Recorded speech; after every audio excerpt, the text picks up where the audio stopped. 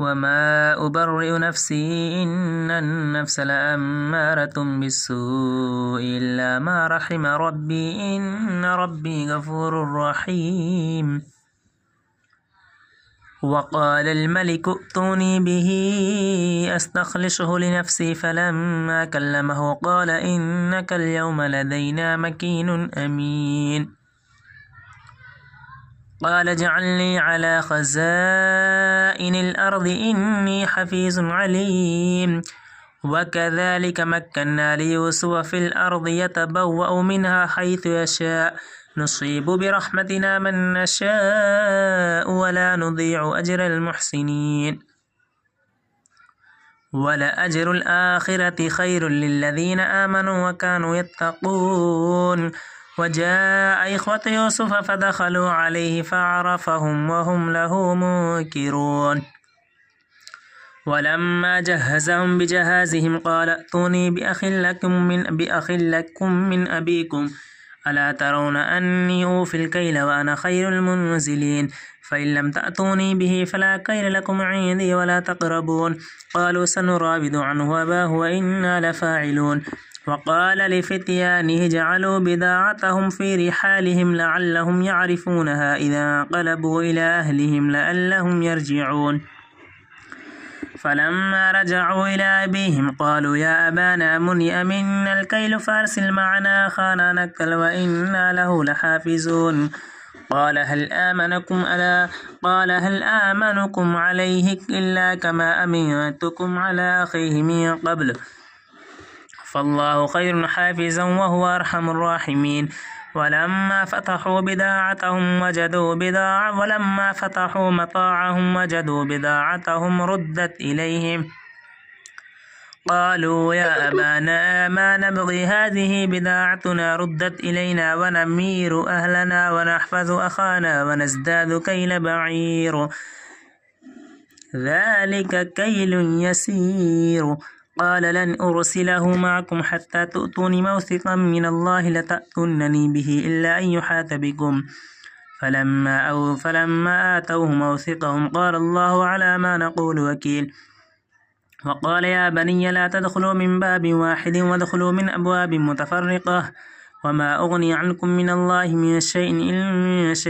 الحكم إلا لله عليه توكلت وعليه فليتوكل المتوكلون. ولما دخلوا من حيث أمرهم أبوهم ما كان يغني عنهم من الله من شيء إلا حاجة في نفس يعقوب قضاها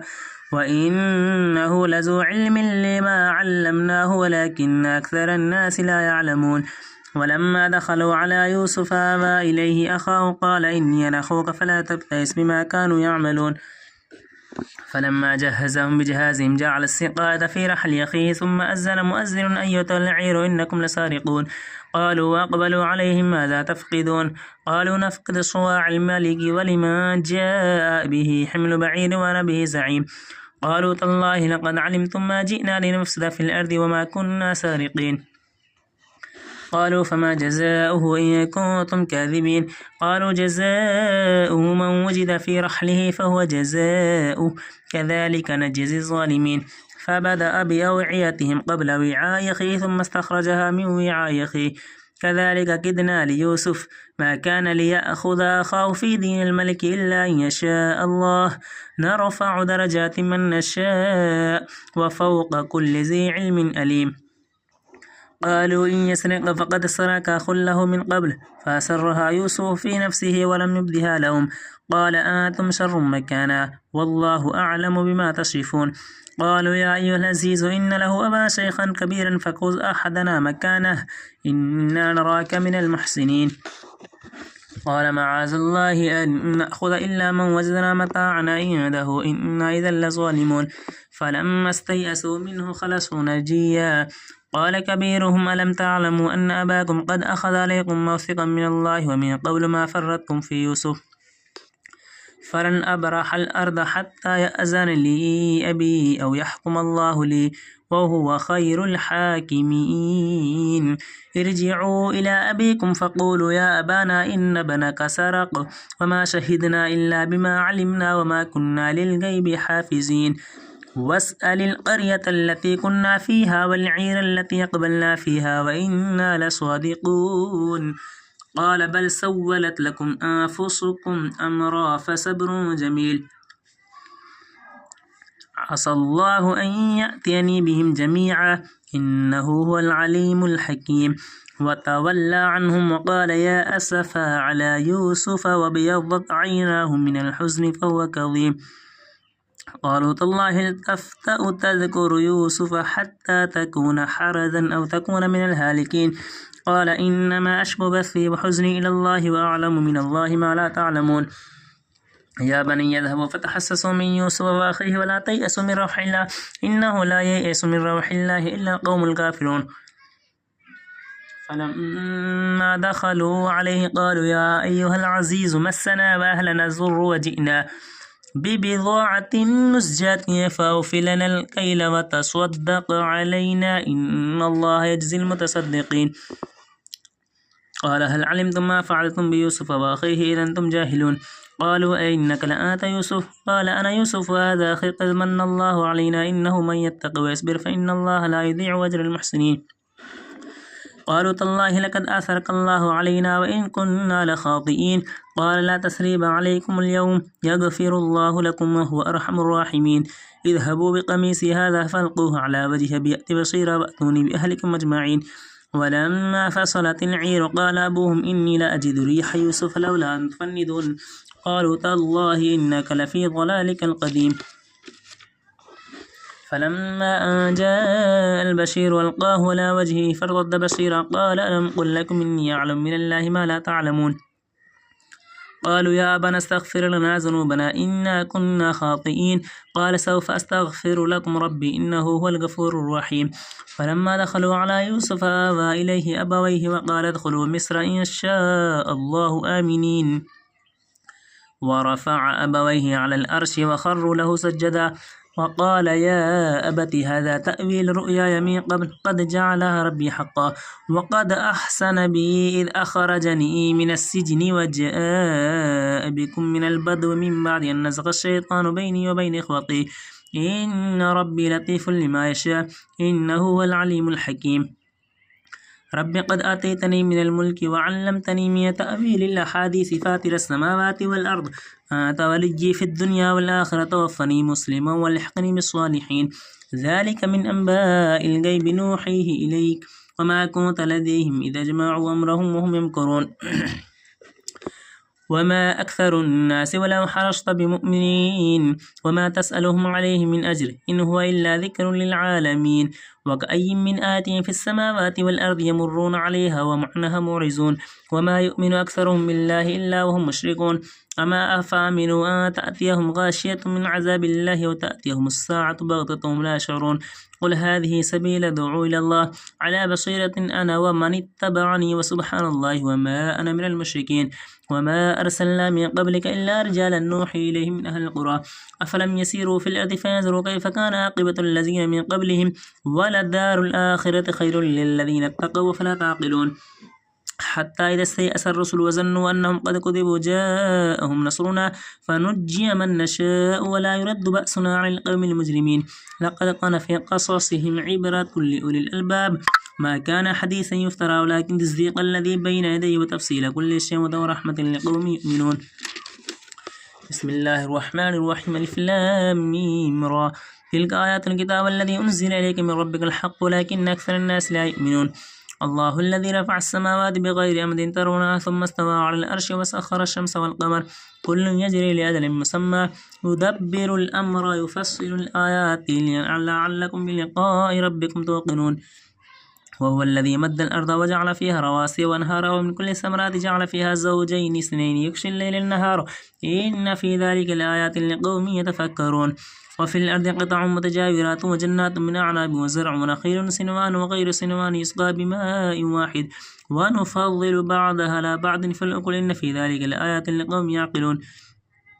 وإن تعجب فأعجب قولهم أئذا كنا ترابا أئنا لفي خلق جديد أولئك الذين كفروا بربهم وأولئك الأغلال في أعناقهم وأولئك أصحاب النار هم فيها خالدون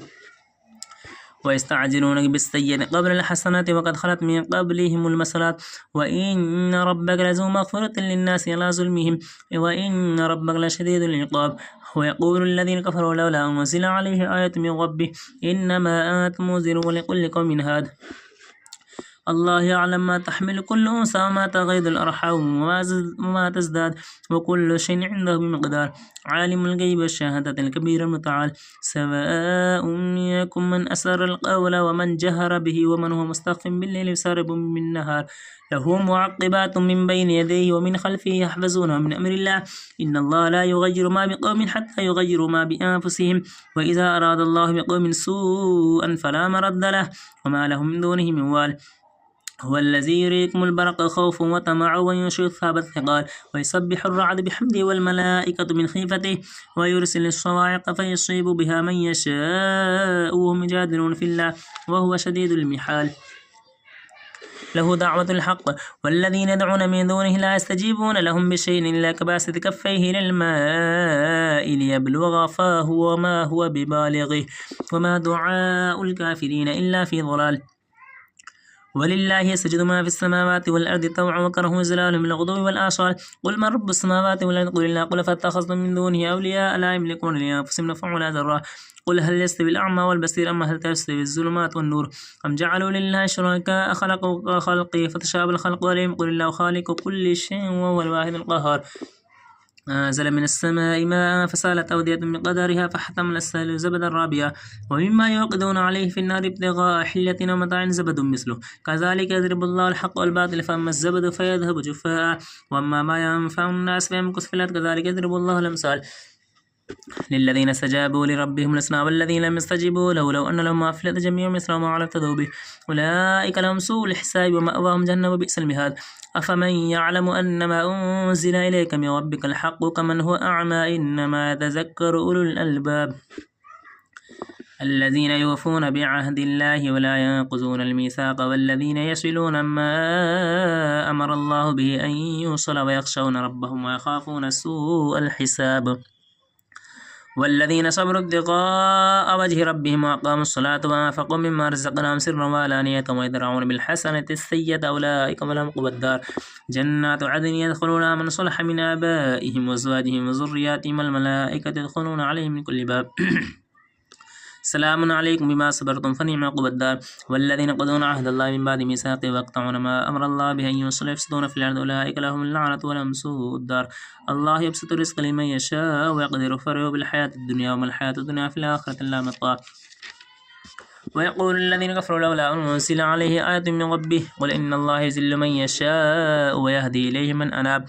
الذين آمنوا وتطمئن قلوبهم بذكر الله ألا بذكر الله تطمئن القلوب الذين آمنوا وعملوا الصالحات طوبى لهم حسن مآب. كذلك أرسلناك في أمة قد خلت من قبلها أمم لتتلو عليهم الذي أوحينا إليك وهم يكفرون بالرحمن قل هو ربي لا إله إلا هو عليه توكلت وإليه متاب. ولو أن قرآن سيرت به الجبال وقطعت به الأرض وكلم به الموتى بل لله الأمر جميعا أفلم يئس الذين آمنوا لو يشاء الله لهدى الناس جميعا ولا يزال الذين كفروا تصيبوا ما صنعوا قارئة وتحل قريبا من دارهم حتى يأتي وعد الله إن الله لا يخلف الميعاد. ولقد استهزئ برسل من قبلك فأمليت للذين كفروا ثم أخذتهم فكيف كان عقاب. أفمن هو قائم على كل نفس بما كسبت وجعلوا لله شركاء قل سموهم أم تنبئون بما لا يعلم في الأرض بظاهر من القول بل زين للذين كفروا مكرهم وصدوا عن السبيل ومن يضلل الله فما له من هاد لهم عذاب في الحياة الدنيا والعذاب الآخرة شق ما لهم من الله من واق مثل الجنة التي وعد المتقون تجري من تحتها الأنهار وكلها دائم وظلها تلك عقبى الذين اتقوا وعقبى الكافرين النار. والذين آتيناهم الكتاب يفرحون بما أنزل إليكم من الأحزاب من ينكر بعده قل إنما أمرت أن أعبد الله ولا أشرك به إليه أدعو وإليه مآب. وكذلك نزلنا حكما عربيا ولن اتبعت أهواهم بعد ما جاءكم من العلم ما لكم من الله من ولي ولا واق. ولقد أرسلنا رسلا من قبلك وجعلنا لهم أزواجا وذريا وما كان إلا رسول أن يأتي بآية إلا بإذن الله لكل أجل كتاب يمحو الله ما يشاء ويثبت وعنده أم الكتاب.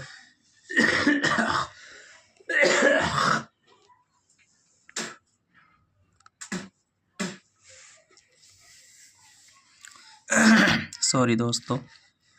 खांसी आ गई, गला साफ नहीं है। बिस्मिल्लाहिर्रहमानिर्रहीम। ولقد أرسلنا رسلا من قبلك وجعلنا لهم أزواجا وذرية وما كان لرسول أن يأتي بآياتنا بإذن الله لكل أجل كتاب يمحو الله ما يشاء ويثبت عندهم الكتاب وإما نرينك بعض الذين نعيدهم أو نتوفينك فإنما عليك البلاغ وعلينا الحساب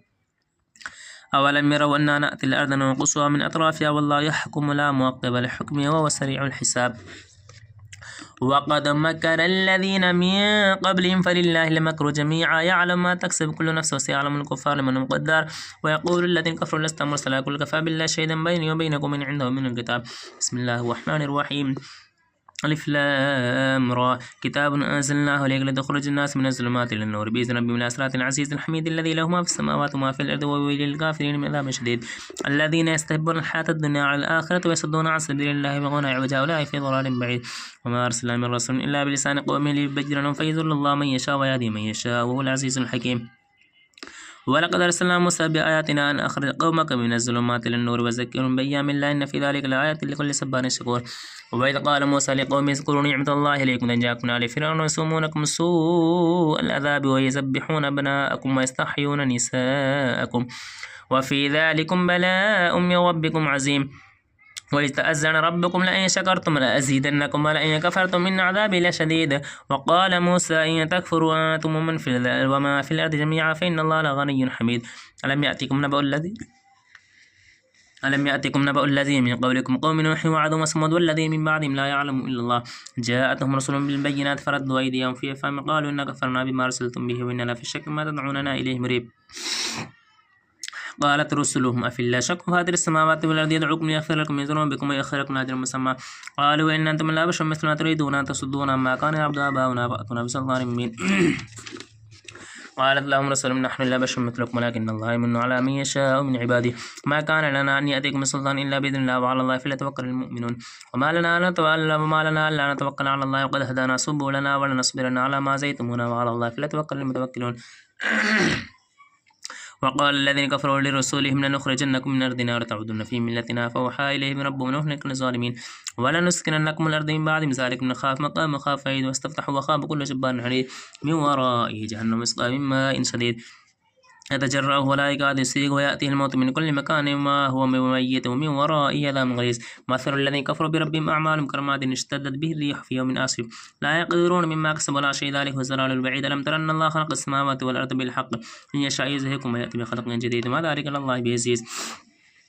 وبرزوا لله جميعا فقال الضعفاء للذين استكبروا إنا كنا لكم تبعا فهل أنتم مغنون عنا من عذاب الله من شيء قالوا لو هدانا الله لهديناكم سواء علينا جزينا أم صبرنا ما لنا من محيص وقال الشيطان لما قضي الأمر إن الله وعدكم وعد الحق ووعدتكم فأغلقتكم ما كان لي عليكم سلطان إلا أن دعوتكم فاستجبتم لي فلا تلوموني ولوموا أنفسكم ما أنا بمصرخكم وما أنتم بمصرخي إني كفرت ما أشركتمون من قبل الظالمين لهم عذاب أليم وأدخل الذين آمنوا وعملوا الصالحات جنات تجري من تحتها الأنهار خالدين فيها بإذن ربهم تحية فيها سلام ألم تر كيف ضرب الله مثلا كلمة طيبة كشجرة طيبة أصلها ثابت وفرعها بالسماء تؤتي أكلها كل حين بإذن ربها ويضرب الله الأمثال للناس لعلهم يتذكرون ومثل كلمة خبيثة كشجرة خبيثة نجت من فوق الأرض ما لها من قرار يثبت الله الذين آمنوا بالقول الثابت في الحياة الدنيا وفي الآخرة ويذل الله الظالمين يفعل الله ما يشاء ألم تر للذين بدلوا نعمة الله كفرا وأحلوا قومهم دار البوار جهنم يصلونها بئس القرار وجعلوا لله اندادا ليضلوا عن سبيله قل تمتعوا فإن مصيركم من النار قل لعبادي الذين آمنوا يقيموا الصلاة وينفقوا ما رزقناهم سرا وعلانية من قول يتم لا بيع فيه ولا خلال الله الذي خلق السماوات والأرض وأنزل من السماء ماء فأخرج به من الثمرات رزقا لكم وسخر لكم الفلك لتجري في البحر بأمره وسخر لكم الأنهار وسخر لكم الشمس والقمر دائبين وسخر لكم الليل والنهار وآتاكم من كل ما سألتم وإن تعدوا نعمة الله لا تحصوها إن الإنسان لظلوم كفار وإذ قال إبراهيم رب اجعل هذا البلد آمنا واجنبني وبني أن نعبد الأصنام ربي إنهن أضلن كثير الناس من تبعني فإنه مني ومن عصاني فإنك غفور رحيم ربنا إني أسكنت من ذريتي بواد غير ذي زرع عند بيتك المحرم ربنا ليقيموا الصلاة فاجعل أفئدة من الناس تهوي إليهم وارزقهم من الثمرات لعلهم يشكرون ربنا إنك تعلم ما نخفي ما نعلن ما يخفى على الله من شيء في الأرض ولا في السماء الحمد لله الذي وهب لي على الكبر إسماعيل وإسحاق إن ربي لسميع الدعاء رب اجعلني مقيم الصلاة ومن ذريتي ربنا تقبل دعاء ربنا اغفر لي ولوالدي وللمؤمنين يوم يقوم الحساب ولا تحسبن الله غافلا أما يعمل الظالمون إنما يؤخرهم ليوم تشخص فيه الأبصار مهطعين مقنعي رؤوسهم لا يرتد إليهم طرفهم وأفئدتهم هواء وأنذر الناس يوم يأتيهم العذاب فيقول الذين ظلموا ربنا أخرنا إلى أجل قريب نجيب دعوتك ونتبع الرسل أولم تكونوا أقسمتم من قبل ما لكم من زوال وسكنتم في مساكن الذين ظلموا أنفسهم تبين لكم كيف فعلنا بهم وضربنا لكم الأمثال وقد مكروا مكرا من الله مكروا من كان مكروا من تزول منه الجبال فلا تحسبن الله مخلف وعده رسلا إن الله عزيز ذو انتقام يوم تبدل الأرض غير الأرض والسماوات وبرزوا لله الواحد القهار وترى المجرمين يومئذ مقرنين في الأسفل سرابيل من قطران وتغشى وجوههم النار ليجزي الله كل نفس ما كسبت إن الله سريع الحساب هذا بلاغ للناس ولينذروا به وليعلموا أنما هو إله واحد وليذكروا أولي الألباب. दोस्तों वीडियो को ज़्यादा से ज़्यादा सब्सक्राइब करें, शेयर करें, सवाब के लिए।